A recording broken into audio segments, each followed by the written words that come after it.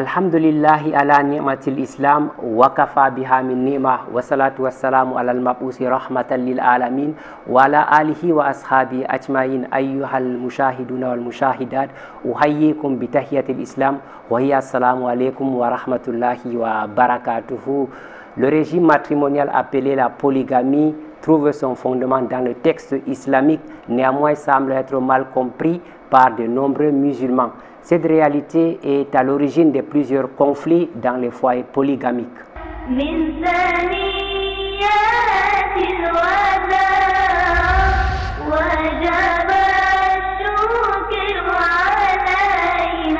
La mauvaise information sur la polygamie pousse certains fidèles à détester cette pratique qui est pourtant une solution à plusieurs niveaux dans la vie de l'être humain. Ce constat nous pousse aujourd'hui à parler de la polygamie dans le cadre de cette édition de vitrine de l'islam. Ça serait tout au long de l'entretien. Au-delà de l'entretien, les rubriques habituelles au cœur de la société, la psalmodie du noble Coran seront de la partie. Écoutons tout en méditant les paroles d'Allah, exalté soit-il.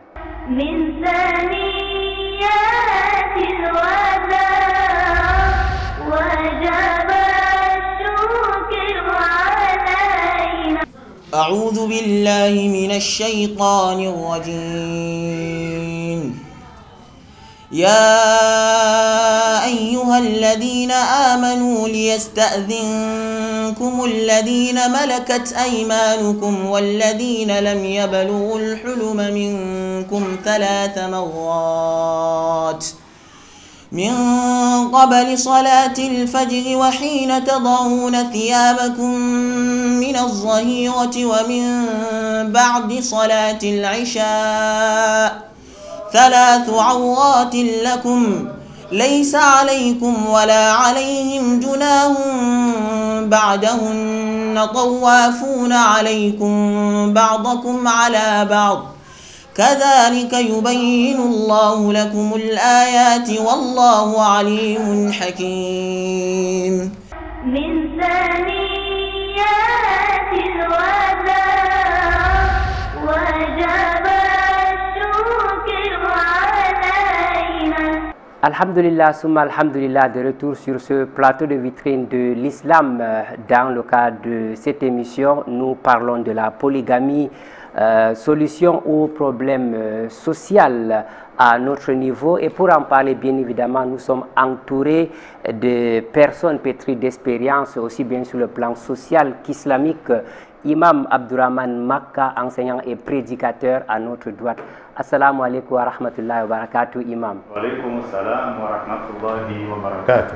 Et notre deuxième invitée, Madame Balkissa Ndanga, elle est éducatrice et aussi coordonnatrice des réseaux des musulmans convertis du Cameroun. Madame la coordonnatrice, Madame Balkissa, assalamu alaikum wa rahmatullah. Merci d'accepter l'invitation des vitrines de l'islam. Assalamu alaikum wa rahmatullahi wa barakatuh. Le décor étant planté, nous entrons dans le vif du sujet avant de parler de fond en comble, de ce sujet qui est ô combien important pour la communauté et même pour toute la société. Imam, nous commençons par la définition. Comment définit-on la polygamie en islam? Alhamdulillah, wa salatu wa salamu ala rasulillah wa ala alihi wa ashabi ajma'in wa ba'd. Téléspectateurs et téléspectatrices de vitrine de l'islam, je vous souhaite le meilleur dans la salutation de l'islam. Assalamu alaikum wa rahmatullahi wa barakatuh. Le terme polygamie est divisé en deux. On a poly et gamus. Poly qui veut dire plusieurs, donc plus d'un, et gamus, mariage, donc, ce qui signifie brièvement avoir plus d'une femme.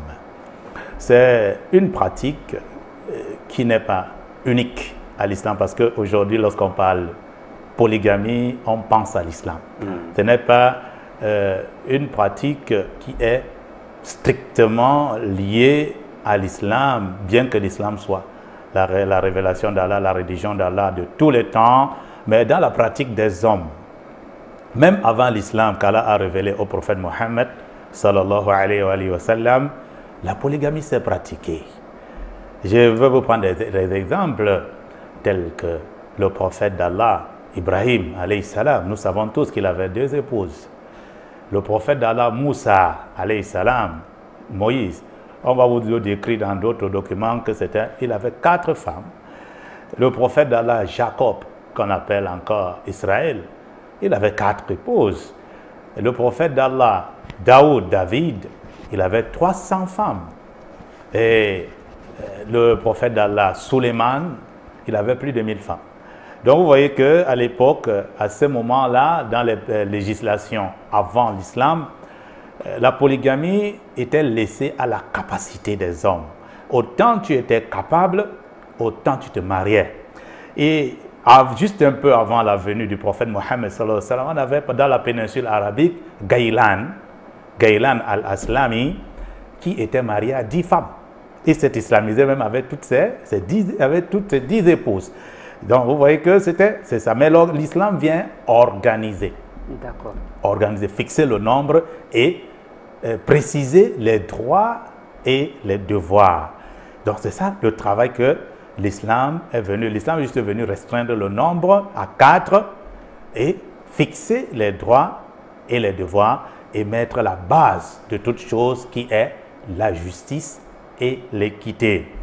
Vu sous cet angle, nous dirons que c'est ça donc qu'on appelle la polygamie aujourd'hui. C'est-à-dire que cette législation qui permet à un homme d'épouser jusqu'à 4 femmes selon ses capacités et sur la base de la justice. D'accord. Imam, feuilletons un tout petit peu les enseignements islamiques pour comprendre le fondement de cette pratique. Quel est ce fondement, islamiquement parlant, de la polygamie en islam? Lorsque nous parlons de fondement, ça veut dire que nous devons revenir sur les textes de base de notre religion. La polygamie est légiférée par le Coran, le noble Coran, la tradition de notre prophète Mohammed sallallahu alayhi wa sallam et l'unanimité des musulmans. Lorsque je parle de l'unanimité des musulmans, je parle de l'unanimité des savants musulmans qui sont unanimes que la polygamie est une prescription. Premièrement, le Coran, Allah le Tout-Puissant, le glorieux, le tout miséricordieux, le très miséricordieux dit dans la sourate Les femmes, la sourate numéro 4, dans le classement du Coran, verset 3, et pour marier des femmes qui vous plaisent au nombre de 2, 3 ou 4. Donc, voilà la base. Allah nous demande de nous marier, dit marier des femmes qui vous plaisent au nombre de 2, 3, 4. Donc, le mariage en islam commence par 2. D'accord. Par 2. Mais Allah dit, si vous craignez de ne pas être juste, la justice ici, c'est dans tous les sens. Justice dans le partage et nuitée, justice dans la nutrition, justice dans le logement, justice dans les dépenses et autres. Bon, avec tous les détails qu'il y a là-dedans aussi. Ça, c'est la première base. Le premier fondement, c'est le Coran. Le deuxième fondement, c'est la tradition de notre prophète. Le prophète Mohammed, qu'Allah subhanahu wa ta'ala a désigné en disant la code Kanala qu'on fait Rasulillah Uswatun Hassan, vous avez en effet dans le messager d'Allah un excellent modèle. Il était polygame. Il était polygame, sauf que la polygamie du prophète était une particularité. Il pouvait aller au-delà de 4. C'était une particularité pour lui, mais Allah a fixé le nombre des musulmans à 4. Lui-même, il a dit, et le prophète alayhi salatu wassalam, il a pratiqué cela. Lui-même, il était polygame. Et enfin, les savants musulmans sont unanimes que la polygamie est une prescription de l'islam et fait partie intégrante de la religion. Celui qui déteste la polygamie, celui qui hait la polygamie, celui qui réunit la polygamie, il est en danger même d'être expulsé de la religion d'Allah. Parce que c'est une prescription d'Allah, c'est une prescription, ça fait partie intégrante de notre religion. Rejeter la polygamie, c'est rejeter une partie de l'islam. D'accord. Étant donné que la polygamie n'est pas née aujourd'hui, les prédécesseurs, vous êtes rentré dans l'histoire pour rappeler l'existence ou le fondement dans le texte de cette pratique qui aujourd'hui n'est pas aimée, il faut le dire, par plusieurs imams. Dites-nous comment est-ce que cette polygamie est gérée par les pieux prédécesseurs? Les pieux prédécesseurs, c'est ceux-là que nous prenons pour modèle, ceux qui nous ont précédés dans cette religion. Et le meilleur parmi eux, c'est notre prophète Mohammed sallallahu alayhi wa sallam, celui qui est notre modèle en religion. En effet, le prophète sallallahu alayhi wa sallam, qui recevait la révélation d'Allah, a pratiqué la polygamie et a demandé aux musulmans de prendre cela de lui. Bien que des choses n'étaient pas obligatoires sur lui, mais il l'a fait pour que les musulmans prennent de lui la façon de gérer cette polygamie. Et les compagnons, le prophète ainsi que ses compagnons, ils géraient cela. Je vais vous prendre 3 volets. Par exemple, des 3 volets, le partage des nuitées. Le prophète allait par exemple partager entre ses femmes une nuit. Une nuit, on parle de nuitée, pourquoi? Parce que c'est le moment où l'homme se repose. La journée est faite pour travailler. La journée suit la nuit, comme on dit, mais ne compte pas comme nuitée. Ce n'est pas le moment de dormir. Ça veut dire que l'homme peut visiter ses autres épouses pendant la journée. Il peut s'enquérir de leur état de santé, d'un problème qu'il peut avoir, mais ne dort pas là-bas. Ce n'est pas le jour où il va dormir là. Il va dormir chez celle chez qui il va dormir. Donc voilà comment il partageait. Ce n'était pas que lorsque tu es chez une femme, tu dois rester là-bas, tu ne dois pas bouger, même s'il y a un problème, hein, tu ne dois pas. Ce n'est pas ça. On reste humain, on reste le chef de famille, même si on va passer la nuit quelque part. D'ailleurs, le prophète sallallahu alayhi wa sallam faisait le tour de toutes ses épouses. Il faisait le tour, il entrait chez Zainab, il va chez Hafsa, il va chez Aïcha, il va chez Sauda, il va chez Salama, il va chez Juhayriya. Et la dernière chez qui il devra dormir est la dernière à être visitée. Donc c'est chez elle qu'il finit sa visite, sa ronde et puis il se repose. Ça, nous parlons maintenant à ce qui concerne par exemple le logement. Le logement, Allah subhanahu wa ta'ala a révélé une sourate dans laquelle il dit les appartements. Ce qui t'interpelle hors de tes appartements, il s'agit ici des appartements de ses épouses. C'est-à-dire que chaque femme doit avoir son appartement, doit avoir son lieu d'intimité où c'est son foyer avec son mari. D'ailleurs, qui est survenu à cette époque, à l'époque du prophète, comme le raconte Anas bin Malik, et pendant que le messager d'Allah sallallahu alayhi wa sallam était chez l'une de ses épouses, une autre a envoyé de la nourriture dans une assiette et que celle chez qui le prophète a frappé cette nourriture-là. Parce qu'ici, il y avait une violation de son intimité avec son mari. D'où une parenthèse, les affaires qu'on donne de l'argent à une femme qu'elle doit préparer quelque chose pour tout le monde. C'est mitigé. Parce que, vous voyez, chaque femme a sa façon de recevoir son mari, à son goût, à sa manière de se tenir. Donc, le logement, la base, c'est que chaque femme a sa maison et on ne peut les mettre dans une même maison que par leur consentement. Ça, c'est l'unanimité des savants de l'islam. Et nous pouvons aussi parler de la pension alimentaire qui est soumise au nombre, à la qualité, au rang et ainsi de suite. Par exemple, une femme qui a un enfant, l'autre n'a pas d'enfant, une autre qui a 3 enfants. La première personne n'a pas d'enfant, elle est seule. La deuxième, avec son enfant, ils sont 2. La troisième, 3 enfants, ils sont 4. Si c'est le pain, on va donner un pain à celle qui n'a pas d'enfant. Parce qu'elle est seule, on va donner 2 pains à celle qui a un enfant. C'est ça qu'on appelle la justice. C'est comme ça que les premiers musulmans... Merci. Merci à vous, Imam, pour toutes ces explications. Et nous sommes également avec une dame sur ce plateau. Et pour comprendre effectivement ce qui ne va pas souvent dans le cadre des foyers polygamiques, nous rencontrons plusieurs conflits. Ce n'est un secret pour personne.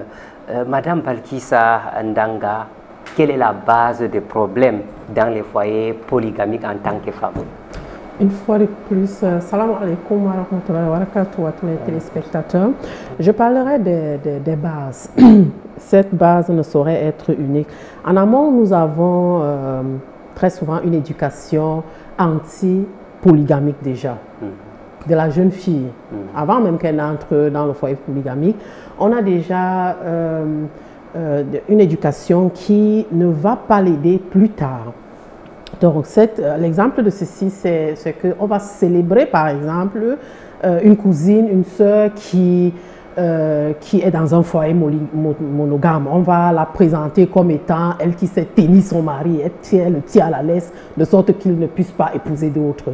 Ça, c'est pas juste d'éduquer une enfant comme ça, qui est censée être soumise aux injonctions divines. Ce n'est pas ça la base. Donc, quand une jeune fille qui a été éduquée comme ça va en mariage, bien évidemment, elle va se dire que la polygamie, c'est un échec. S'il arrive que son mari prenne une autre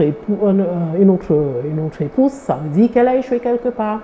Et en aval, nous avons des maris qui abusent de leur autorité. Nous avons des maris qui ne craignent pas Allah dans ce qu'Allah leur a confié. Nous avons des maris qui sont ignorants des tenants et des aboutissants de la polygamie. D'où un mari qui va prendre une seconde épouse pour que celle-ci vienne être le remède de l'autre épouse. La première. C'est absurde, c'est pas islamique. L'islam nous enseigne pas ça. L'islam nous enseigne comment résoudre des problèmes. Si vous avez un problème avec l'une de vos épouses, l'islam vous demande aux frères d'exhorter. Après exhortation, vous pouvez vous éloigner d'elle. Et après, s'il n'y a pas, l'islam a donné une solution qui n'est pas une fatalité, c'est-à-dire le divorce. Si vous ne pouvez plus supporter cette femme, au lieu de commettre deux fois l'injustice, c'est-à-dire accabler la première femme d'une autre femme et accabler la deuxième femme qui peut-être vient pour être juste une épouse et non un remède.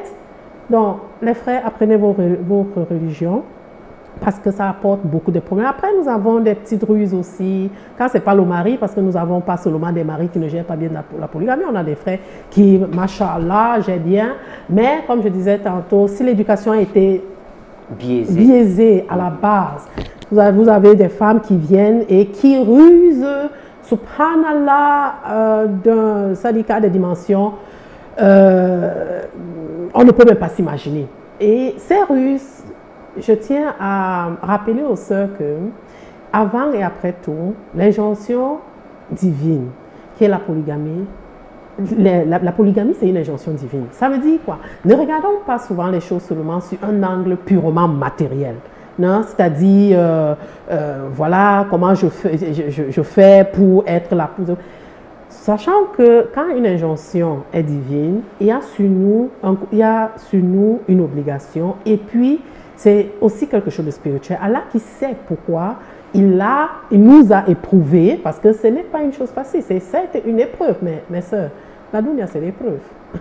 C'est l'épreuve, nous sommes là pour être éprouvés et Allah a décidé de nous éprouver dans ça. Mais Allah n'accable pas son serviteur d'une charge qu'il ne peut porter. D'accord, merci à vous, Madame Balkissa Nganga. C'est une femme qui parle, c'est une femme qui s'adresse aux dames et aux hommes. La polygamie, certes, n'est pas facile, mais il faut l'accepter, comme l'a dit notre invité. Et nous marquons notre premier arrêt. Nous partons au cœur de la société.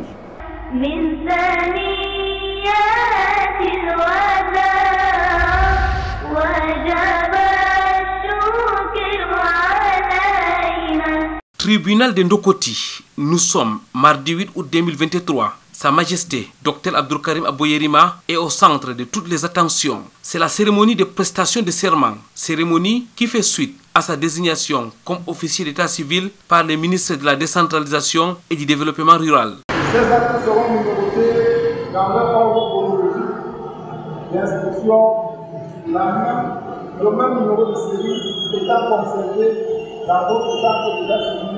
Les missions sont ainsi rappelées et l'engagement pris conformément à la loi. À partir de cet instant, le désormais officier d'état civil du centre secondaire Al-Aqsa dans l'arrondissement de Douala 3e peut exercer une responsabilité énorme au profit de sa population.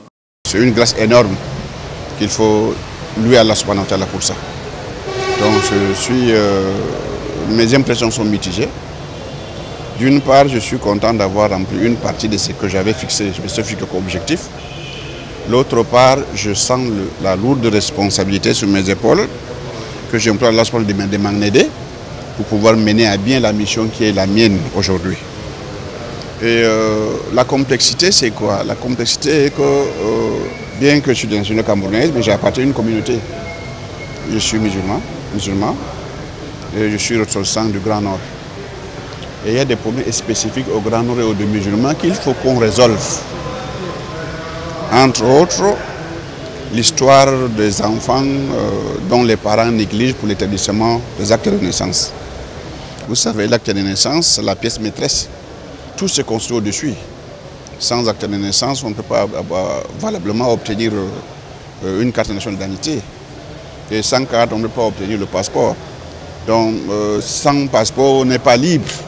On n'est pas libre. Donc, je crois qu'il faut qu'on travaille en synergie.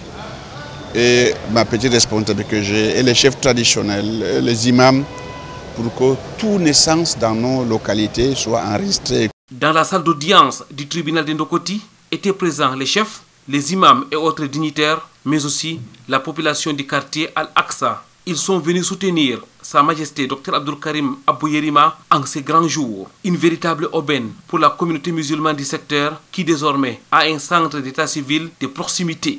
Vous savez, aujourd'hui, nul ne peut ignorer que la communauté musulmane à Douala est d'une représentativité qu'on ne peut plus expliquer parce que nous sommes partout et nous formons une très grande communauté. Et c'est pour ça que les autorités ont aussi reconnu cela. Et une fois de plus, aujourd'hui, on a un autre officier d'état civil qui porte à une quantité très importante d'officiers d'état civil dans la communauté musulmane. Tout ça, c'est la communauté qui bénéficie, c'est l'islam qui bénéficie. Nous remercions Allah. Aujourd'hui, notre quartier Al-Aqsa a grandi et c'est en train de grandir. Nous avons eu un centre d'état civil secondaire. Après l'école, il y avait le projet de l'hôpital et le projet de l'orphelinat. Nous n'en sommes que très heureux. Ça fait en sorte que notre quartier cadre de beaucoup de choses et beaucoup d'activités socio-économiques et financières. Comme Sa Majesté disait, il aimerait qu'Al-Aqsa soit petit Dubaï. Et au jour d'aujourd'hui, on est en train de constater que la transformation est en train d'être faite. Sa Majesté Dr Abdulkarim Abouyerima était un acteur historique dans les activités communautaires. Chef du quartier Al-Aqsa, il est aussi l'imam de la mosquée centrale numéro 3 de Douala. À son actif, plusieurs autres projets éducatifs, notamment l'encadrement des jeunes, la construction des écoles et des mosquées. Un profil qui fera de lui sans doute un officier d'état civil exemplaire, Inch'Allah.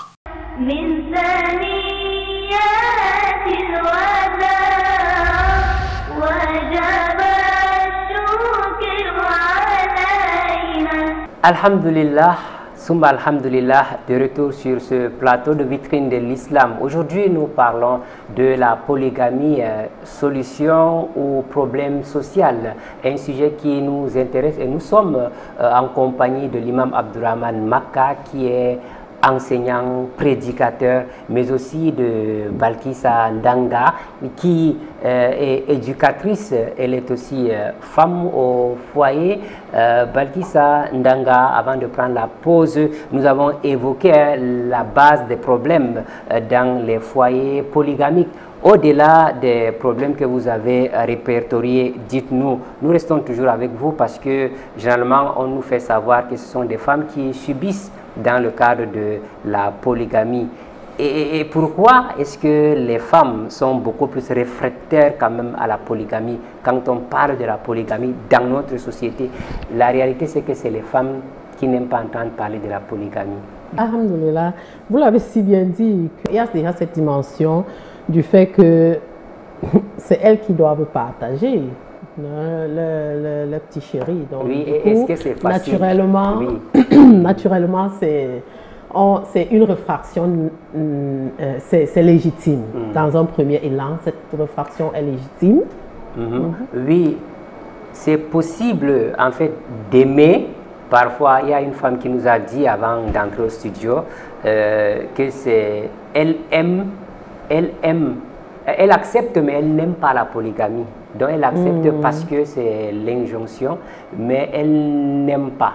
Donc s'il faut aimer, est-ce que c'est facile aujourd'hui ou bien c'est possible de trouver une femme qui aime la polygamie, qui peut souhaiter cette polygamie?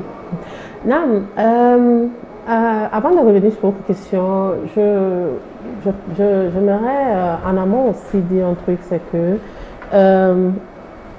les femmes doivent, nous les musulmans, l'attitude d'abord d'accepter, c'est l'attitude d'un serviteur d'Allah, c'est l'attitude d'un soumis. Le soumis écoute et il se soumet. D'accord? Maintenant, est-ce que c'est facile? Subhanallah, les autres actes d'adoration ne sont pas aussi toujours faciles. D'accord? Se lever à Fajr pour prier, je ne pense pas que c'est toujours facile. Mais parce qu'on accepte et on espère à l'allègement de ceci par notre Seigneur, on finit par trouver, si Allah le veut, de l'allègement. Personne ne parle ici de la facilité. Mais qu'est-ce qui rend les choses impossible, plus difficile encore? D'une part, nous avons, subhanallah, de très mauvaises expériences. D'accord? Nous sommes unanimes là-dessus que la polygamie contemporaine est très mitigée. Nous n'avons pas vraiment, ce n'est pas un livre avec plein de romances. Donc, le problème, parfois, ce sont vraiment les mauvais comportements des uns et des autres. Des conflits qui ont été mal gérés. Nous avons les peurs des femmes.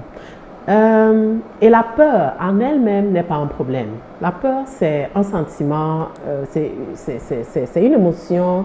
Non, c'est un sentiment naturel qui nous protège dans certaines mesures.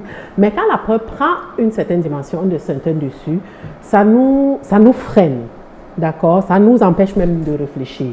Il y a la peur du rejet, la peur de l'abandon, la peur du manque. Et ces peurs, il faut les accueillir. Tout d'abord, quand on ressent cette peur, il faut l'accueillir. C'est naturel. Mais ne pas rester dans cette dimension.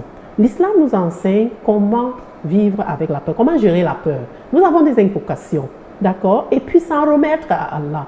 Allah n'impose à aucun de ses serviteurs quelque chose qu'il ne peut pas, une charge qu'il ne peut pas porter. Il faut croire à ça et il faut revenir à cette conviction à chaque fois.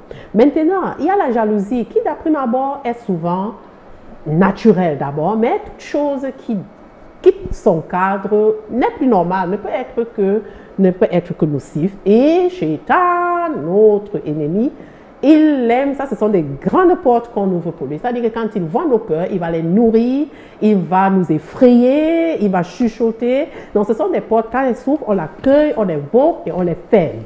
D'accord. Merci Madame Balkissa Ndanga. Nous rappelons que depuis le 17 juin dernier, le réseau des musulmans convertis du Cameroun organise la deuxième édition de la formation Désintoxique ton mariage. Probablement c'est pour résoudre aux problèmes que nous rencontrons dans le cadre de nos familles, dans le cadre de nos foyers qui ne sont pas bien évidemment faciles. Après les explications de l'imam ainsi que Madame Balkissa que nous avons suivi, vous en tant que coordonnatrice, dites-nous, 2 mois après le lancement de cette deuxième édition, que retient-on?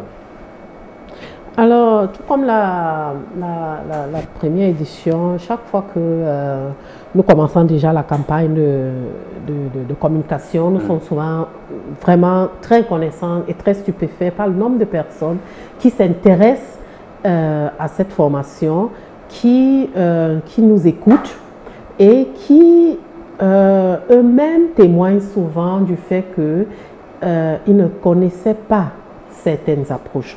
Et c'est la même chose, cette formation, nous avons enregistré 54 inscrits et en moyenne 10 élèves qui sont constants. Et machallah, un nombre considérable de femmes qui sont parmi ces 10 en moyenne, parfois il y a plus, il y a moins, en moyenne nous avons quand même 10. Et pour nous, c'est un wow. Pourquoi? Parce que nous allons du fait que chaque élève, chaque musulman, qui s'assoit et qui apprend comment choisir son épouse, ou de là jusqu'à, ok, quand ça ne marche pas, comment se séparer dans les bonnes conditions. Nous sommes convaincus que c'est une personne qui va qui va pouvoir impacter la communauté et impacter aussi la société, parce que de ce foyer naissent des enfants qui sont après voilà, des teneurs de flambeau de la communauté. Donc nous avons de plus en plus de musulmans qui s'intéressent à ça, qui voient le bien fondé, et surtout quelque chose qui m'a encore marqué, ce sont ces jeunes qui accourent vers cette formation, et vous voyez en eux des gens qui ont du respect pour le savoir. Ils ont le respect pour le savant. Ce sont des jeunes qui vont vraiment faire des efforts. Nous sommes en saison pluvieuse. C'est une saison où, je veux dire, si on n'est pas obligé de sortir, franchement, on ne sort pas. Mais quand quelqu'un, en pleine saison pluvieuse, sort de chez lui un week-end, vient s'asseoir pour apprendre un acte d'adoration, nous sommes reconnaissants envers Allah. Nous les encourageons et nous sommes d'autant plus satisfaits. Voilà, je rappelle, parmi les enseignants à cette formation, nous avons l'imam Abdurrahman Makka, qui est wali actif, qui est l'un des enseignants à la formation des intoxications mariage. Déjà la première édition, il était là en compagnie de Oustas Mohamed Ladan, chose qu'il continue afin d'édifier les fidèles, parlant justement des problèmes rencontrés. Imam, après 2 mois, 2 mois après le lancement, que doit-on retenir? Ce que nous retenons, c'est l'engouement des musulmans à connaître et à bien pratiquer leur religion. Il y en a qui cherchent le sésame, qui cherchent la lumière, comment bien adorer leur Seigneur, et cela est marquant. Cela est marquant, surtout en cette période d'intempéries où il est difficile de mettre un chat dehors, comme on dit souvent. Voilà, et puis, les participants sont jeunes et célibataires pour la plupart. Et vous voyez que ils auraient pu dire non, ça concerne les mariés, non, moi je n'ai pas encore. Et puis, c'est des étudiants. Et vous voyez les rêves que les étudiants ont souvent. Ils veulent être docteurs, ils veulent être ingénieurs, ils veulent être... Mais vous voyez, quand ces jeunes s'intéressent déjà à ça, c'est parce qu'ils ont compris que le musulman est spécial. Le musulman est spécial. Tout en lui est sacré, et que le musulman a une façon de vivre. Le musulman ne vit pas désordonné. Mais pour mieux vivre, il faut connaître, il faut savoir comment vivre. Donc c'est pour ça que ces enfants, ces jeunes gens, accourent, hommes comme femmes. Et ce qui me marque encore le plus, c'est la présence un peu plus prononcée des femmes à cette formation, et c'est quelque chose d'encourageant, Inch'Allah. D'accord. Madame la coordonnatrice des réseaux des musulmans convertis du Cameroun, quel est le contenu de cette formation? C'est une question qui a 2 volets. Quel est le contenu de la formation et en quoi est-ce qu'elle diffère avec la première édition? Parce que vous étiez là il y a de cela quelques mois pour parler de la première. Aujourd'hui, nous sommes en train de vivre la 2e édition. Alors, le contenu, sur le contenu, le curriculum, l'imam va revenir là-dessus. Mais je peux déjà dire que c'est le même curriculum que la dernière fois, amélioré bien sûr, parce que l'œuvre humaine est imparfaite, quoi. C'est-à-dire on essaye tout le temps de remettre, de retirer afin qu'elle soit plus digeste, mais le curriculum reste le même. L'imam va revenir sur les détails. Donc, le thème de cette édition, c'est mon t-shirt. C'est ce que j'ai sur mon t-shirt là, c'est vive la polygamie, quoi. Donc, moi, je suis... Nous lisons I love polygamie. Voilà, donc je le porte, l'imam là-dessus. De vous à nous, est-ce que vous aimez véritablement la polygamie? J'aime la polygamie parce que la polygamie n'est pas le problème. La polygamie n'est pas le problème. C'est ceux qui vivent la polygamie qui sont parfois un problème. Donc, je ne dis pas que la polygamie est facile. Non, elle n'est pas facile. Mais qu'est-ce qui est facile sur cette terre, mes soeurs? Qu'est-ce qui est facile? Je veux dire, voilà, c'est comme aller dans un examen de baccalauréat et pendant qu'on te fait passer l'examen, tu es surpris. Oups, mais pourquoi vous me donnez la copie? Non, nous sommes sur la dunya pour éprouver. Est-ce à dire que vous êtes dans une famille polygamique ou dans un foyer polygamique où vous aimez la polygamie parce que vous avez votre mari en vous? Bon, voilà, je ne vais pas accorder beaucoup de place à ma vie personnelle ici, mais je peux vous dire que je parle par expérience. Je ne parle pas de ce que je ne connais pas et je n'aimerais pas qu'on va du fait que c'est, bon, parfois, peut-être que c'est elle qui a trouvé le bon mari, c'est pourquoi ça va. Non, c'est une injonction divine et comme tout le monde, je l'ai aussi accueilli comme ça, comme une injonction divine. Et je peux vous dire qu'il y a vraiment des maris qui sont des polygames, franchement. Voilà quoi, ce sont des bons, voilà, qui sont des bons polygames. C'est possible, c'est possible avec l'aide d'Allah. Ok, merci. Imam, revenons sur le contenu très rapidement. Qu'est-ce que nous pouvons retenir du contenu de cette formation? Le contenu est le même, c'est 7 modules, commençant par le préambule jusqu'au divorce, en passant par les fiançailles, comment chercher sa femme, les critères, les fiançailles, comment vivre la période de fiançailles, le mariage, la période de noces, réussir sa première année de mariage, gérer un foyer polygame, un foyer musulman au quotidien, un foyer islamique quoi, au quotidien, et puis le divorce, la garde des enfants. Ça fait 7 modules. Et puis, ce qui est particulier aussi, spécial, c'est que nous avons gagné en expérience. Vous savez, c'est beaucoup de mois qui sont passés. Nous avons gagné plus en expérience, que ce soit dans le cas de la transmission ou bien du vécu.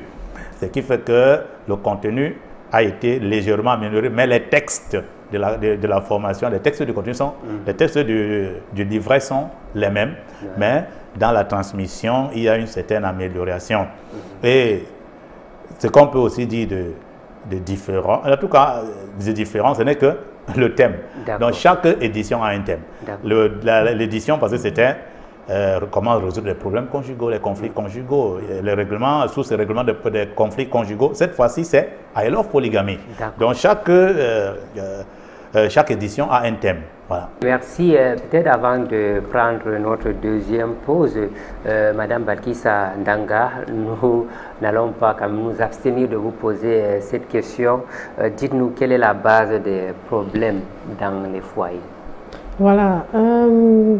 Comment est-ce que nous pouvons faire? La base, je vous ai parlé tout à l'heure en amont de cette base, qui sont l'éducation de biaisés et voilà, les maris injustes.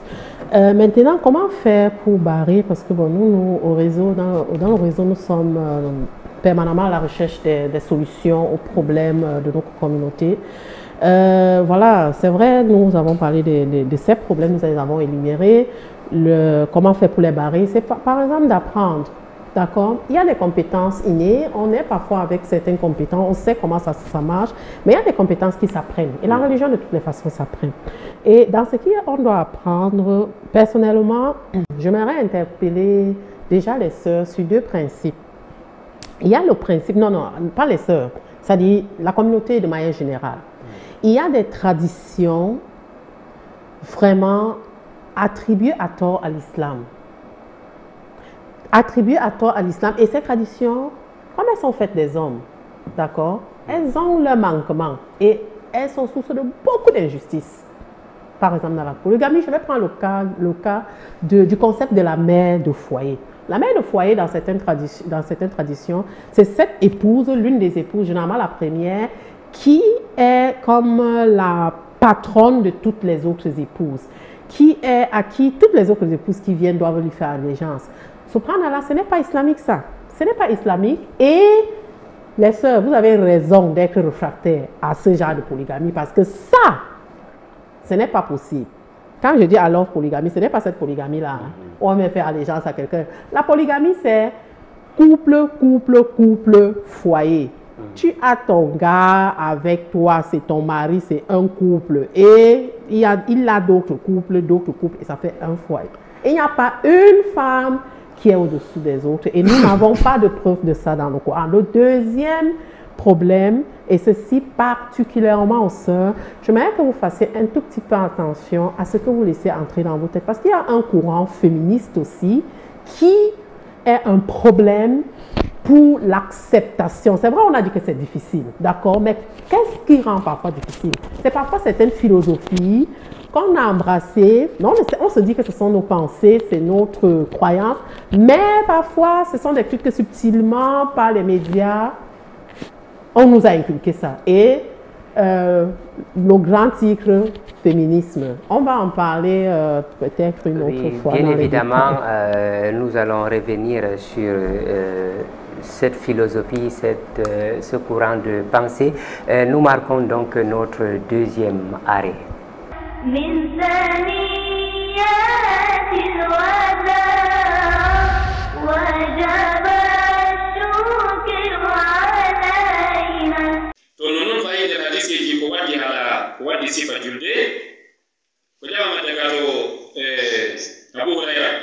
C'est une grande conférence islamique qui s'est tenue en Ngaoundéré, plus précisément dans les locaux du Conseil régional de l'Adamawa, le dimanche 30 juillet 2023.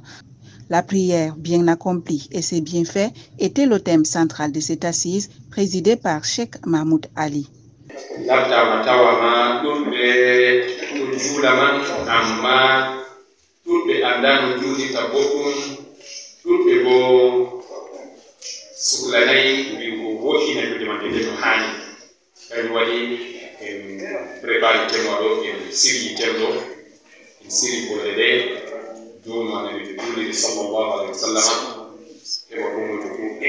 Les fidèles musulmans de la ville de Ngaoundéré ont massivement pris part.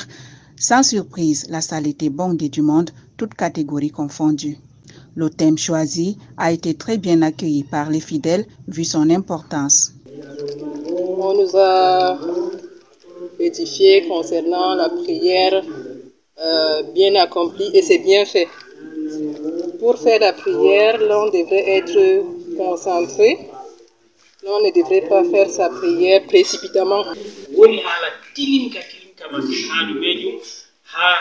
wakkati nastugo julurde be wurtugo ɗo sunnaji man ɗo ɗuɗɗum ko ha nder fukaraɓe malluɓe ɗo takkile ɗo waɗata ɗum sakkoto goɗɗo feere a wari a ittan fadditan paɗal maɗa a nastan julurde ngali a artirta kosngal ngali a nastirta non ha wurtugo ɗo ɗude man tilimde ko woni لأن الصلاة نعرف أن بعد الشهادتين بعد التوحيد ليس هناك شيء أهم في دين الإسلام من الصلاة وأمتنا اليوم تحتاج إلى مثل هذه المحاضرات لكي يستعدوا ويحضروا في نفوسهم عن قدر الصلاة في دين الإسلام. La conférence a été co-organisée par Cameroun Development Foundation et la jeunesse islamique du Cameroun.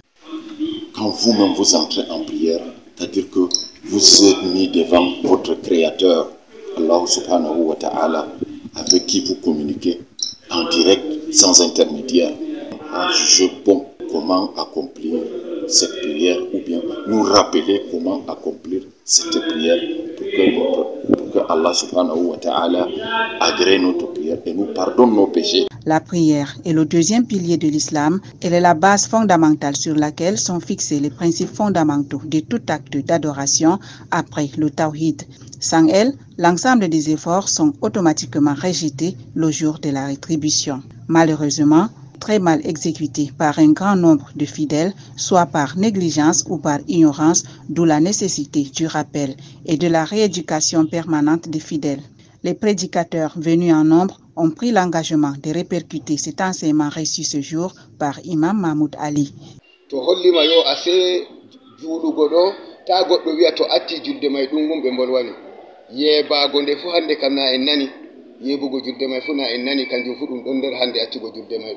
goɗɗo andano nasirta julurde andano watta kada pat liman wari ronti dongal rondi amen kam enen bo en kabdino en gatta fuu en hande en ɗowta en kuwa kuugal may deydey hande no liman yecciri amen ɗo gam liman hande wala ko o lutti ko larani julde.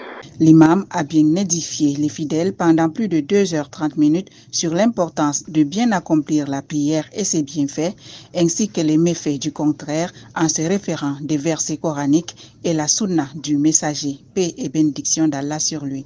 Une prière bien exécutée a des mérites innombrables ici-bas et dans l'au-delà. C'est pourquoi les fidèles doivent faire attention et donner du temps pour bien accomplir leur sainte prière quotidienne.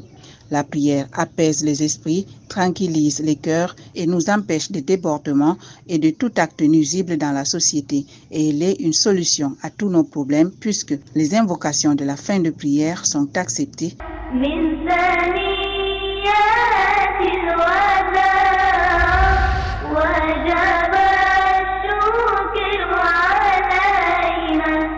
Alhamdulillah, summa alhamdulillah, nous sommes de retour sur ce plateau de Vitrine de l'Islam. Nous parlons de la polygamie, solution au problème social, avec nos deux invités, Imam Abdurrahman Makka, enseignant et prédicateur, et Madame Balkissa Ndanga, éducatrice mais aussi coordonnatrice du réseau des musulmans convertis du Cameroun. Nous nous acheminons déjà vers la fin de cette émission. Imam, nous commençons par vous. Quel conseil à ceux qui aspirent déjà à la polygamie et ceux qui s'apprêtent à se lancer dans le mariage? C'est une question à deux volets, je crois. Bon, pour ceux qui veulent se lancer qui aspirent à la polygamie, il faut d'abord à la base l'éducation à la polygamie. Et pour avoir cette éducation, il faut se rapprocher des érudits enracinés dans le savoir, connus pour leur honnêteté, leur sincérité, leur amour du bien et leurs conseils sincères. Ceux qui sont objectifs et disent les choses comme elles sont, ceux-là qu'on dit qui n'ont pas de caleçon sur leur bouche et qui vont vous dire la vérité comme elle est venue et qui vont battre en brèche toutes ces pratiques qui ne font pas partie de l'islam, telles que la mère de foyer et autres. La femme, le remède de la femme, c'est la femme, et vont conseiller la meilleure façon de faire, de pratiquer la polygamie dans la crainte d'Allah subhanahu wa ta'ala. Ça, c'est la première chose. Pour ceux qui veulent se lancer dans le mariage, qu'ils comprennent que le mariage, c'est une adoration autant que la prière, autant que le jeûne, autant que le hajj, la zakat et autres parmi les adorations. Et que pour mieux adorer Allah, il faut savoir comment l'adorer. Et la façon d'adorer est explicitée par le Coran, par la Sunna, expliquée par les savants érudits de l'islam. Donc, voilà ce que je peux dire, le conseil que je peux donner à ceux-là qui veulent pratiquer la polygamie. À ceux-là qui veulent, parce que vous savez, dans nos mosquées et autres, on organise des cours, on organise des conférences, mais c'est superficiel. On n'entre pas souvent à l'intérieur de ce mal, au fond des choses. On ne bat pas en brèche, on ne montre pas la nocivité de certains concepts tels que ce que la coordinatrice a mentionné, qui est la mère de foyer, qui est un concept ancré, qui est d'expérience. Lorsqu'une femme va en mariage, on lui dit si tu vas, la première femme de ton mari, elle est comme ta mère, elle est comme... Tu ne peux rien faire sans demander son avis et autres. Oui. Donc voilà ce que je peux dire à propos de cette question. Voilà, et Madame Balkissa, très rapidement, quel conseil, la même question que nous vous posons, quel conseil à ceux qui aspirent à la polygamie et ceux qui s'apprêtent à se lancer dans le mariage? Parler ouvertement. D'accord. Nous avons vu tout à l'heure que la base du mariage en islam, c'est la polygamie. Donc, aux sœurs, je vais dire, quand vous allez en mariage, sachez que en tant que soumise à Allah, parce que c'est votre couronne de femmes musulmanes, vous êtes des soumises à Allah, c'est une couronne sur vos têtes. Quand vous êtes fiancés, quand vous acceptez épouser cet homme, sachez que vous allez dans un mariage polygamique. Ça, c'est la base. Le mari peut décider après de ne pas prendre d'épouse ou bien ça peut ne pas... Mais la base, ne soyez pas surprise quand il vous prend. Non, c'est la base. Et les hommes, éduquez, apprenez comment on vit la polygamie. Vous n'êtes pas obligés. C'est la base, vous êtes autorisé, mais vous n'êtes pas obligé. Donc, craignez Allah et ne vous lancez pas dans la polygamie si vous craignez l'injustice. Ok, votre mot de fin. Bon, voilà, je souhaite à tous ceux qui sont mariés la paix, de la sérénité. À tous ceux qui veulent se marier, je les souhaite également la paix, la sérénité et la miséricorde d'Allah subhanahu wa ta'ala. D'accord, merci à vous Madame Balkis Andanga. Nous rappelons que vous êtes éducatrice, vous êtes aussi la coordonnatrice des réseaux des musulmans convertis du Cameroun qui organise la formation Désintoxique ton mariage depuis le 17 juin dernier. Imam, très rapidement, votre mot de fin. Allah nous connaît le mieux, il sait ce qui nous sied le mieux et il ne peut pas nous prescrire quelque chose qui est mauvais. La polygamie est un bien et non pas un mal. C'est notre façon de la gérer qui la rend mal.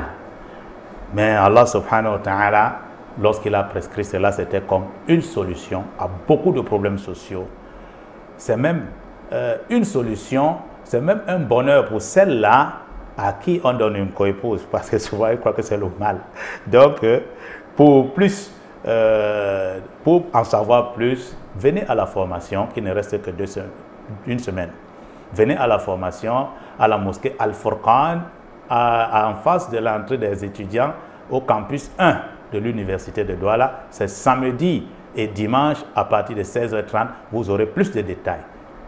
Merci à vous, Imam Abdurrahman Makka, et pour avoir plus d'informations par rapport à cette formation, vous pouvez nous contacter à travers le numéro qui s'affiche au bas de votre écran. Vitrine de l'Islam de ce vendredi, point final. Merci d'avoir suivi. Respectons à la lettre les enseignements islamiques pour pouvoir vivre aisément ici-bas et espérer les récompenses dans l'au-delà. Sur ce, subhanakallahumma wa bihamdika nashhadu an la ilaha illa anta nastaghfiruka wa natubu ilayk. Wassalamu alaikum wa rahmatullahi wa barakatuh.